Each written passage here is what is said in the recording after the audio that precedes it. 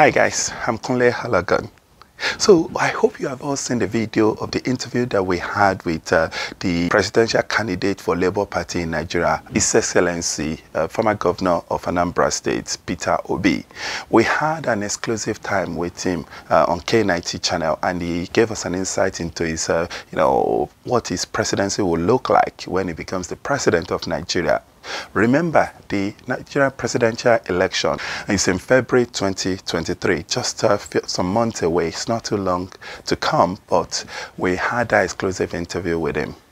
So on this interview, we had another great interview session with the national chairman of the Labour Party, that is the party that the presidential candidate himself, Peter Obi, will be contesting under. So we had a catch-up with the national chairman of the Labour Party, Barrister Julius Abure, who is the leader of the party that Peter Obi is contesting under. Take a listen to what he had to say. Hi sir, it's good to have you in London. This is K90 channel live. Myself, I'm Kunle Halagan. I live here in London, but it's good to see you and to have you here. You're the national chairman of the Labour Party, the strong party that His Excellency Dr. Peter Obi will be contesting under the platform. Can you tell us a little bit more about Labour Party, sir? Starting with your name. Well, I'm Barrister Julius Abure, the national chairman of Labour Party. Labour Party was actually formed by the working people of Nigeria, and in order to have a political party that will be people-oriented, that will speak for the people, that will be the voice of the people, that will represent the voice of the voiceless. The concept to have a Labour Party, called a Labour Party or Party for the People, was actually conceived as far back as 1945 by the then Labour leader #1,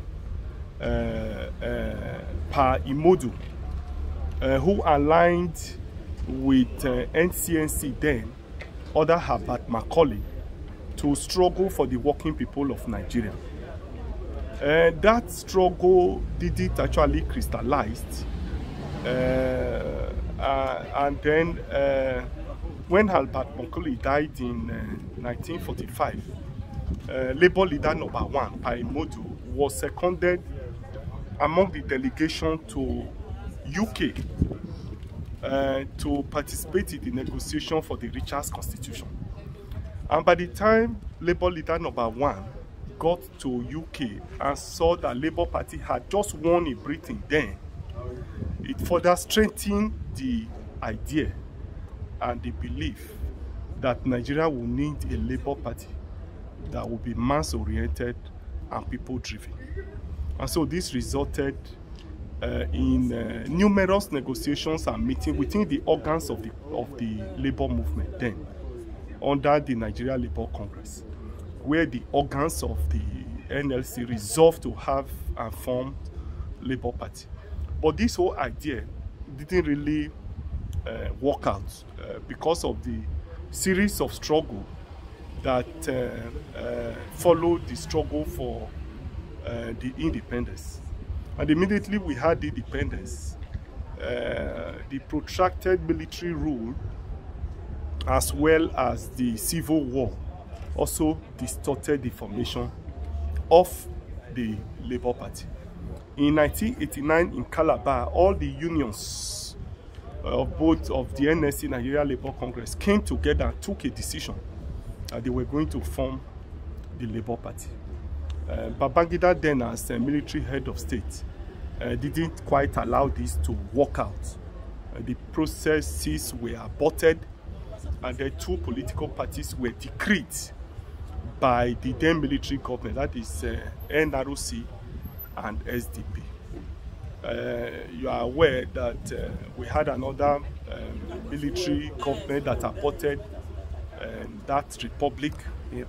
And then in 1989, when political parties were formed, they also denied Labour Party, or denied the workers opportunity to form Labour Party.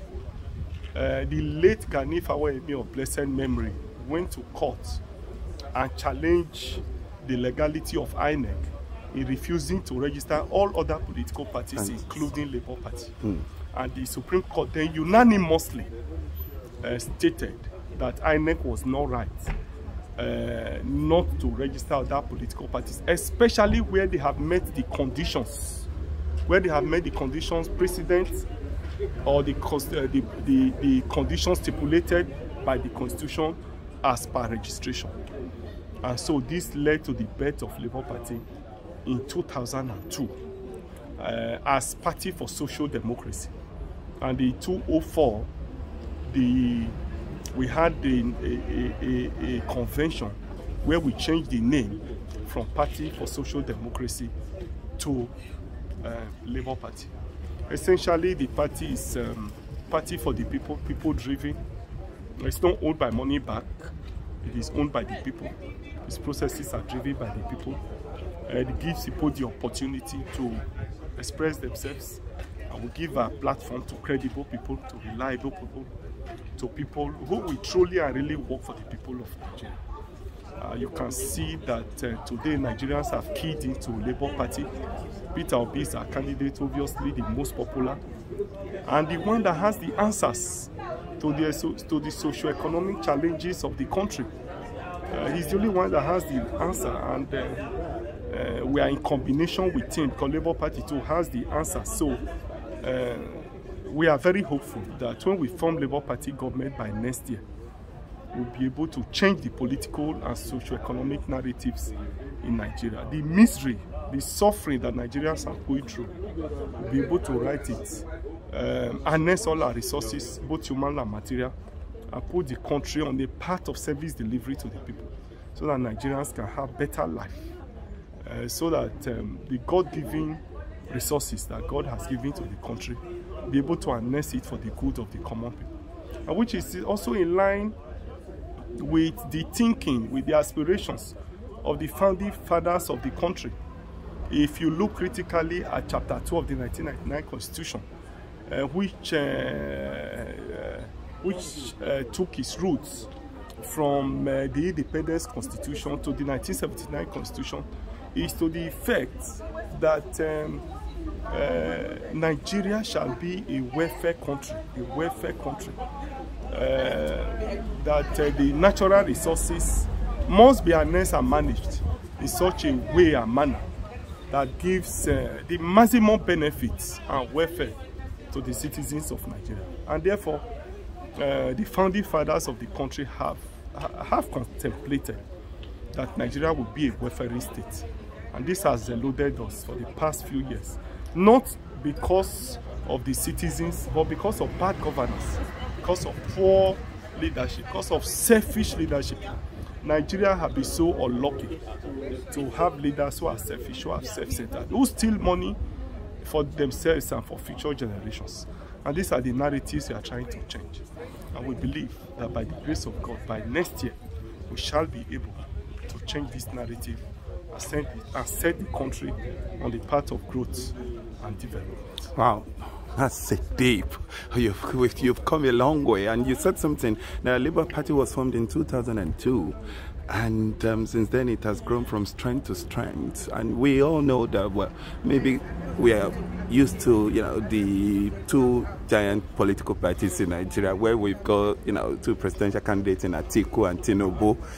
What chances do you think the Labour Party has in 2023 February presidential election? Well, it is said that no amount of guns can stop an idea whose time has come. This is the time for Labour Party, and that's why you see that the people are buying into the project. No man, no PDP, no APC can stop this change that is about to happen in Nigeria come 2023. What is democracy? Democracy is government by the people, for the people, and by the people. It therefore means that the people will drive the process. The people determine who should lead them at a particular time. And if you follow the mood of the people and read the mood of the Nigerian people, you see and agree very clearly that the people are determined to have a change. Yeah. And that change will certainly come. So our chances are very high. We are confident, we are hopeful that will form the next government. Thank you so much, National Chairman of the Labour Party, for speaking to K90 channel. We wish Labour Party the very best of luck come 2023 February presidential election. Thank you so much for speaking to us. So guys, you've heard him. Clearly, he has said things about his party when it was formed and things like that. I didn't know it was formed in 2002, but this is really, really good. Guys, it's now time for you to take a decision on which individual you will vote for and not party come 2023 presidential election. If you have not subscribed to K90 channel on YouTube, please kindly do so. Also, please don't forget to follow me on Facebook, Twitter and Instagram. Thank you so much for watching this video, and bye for now.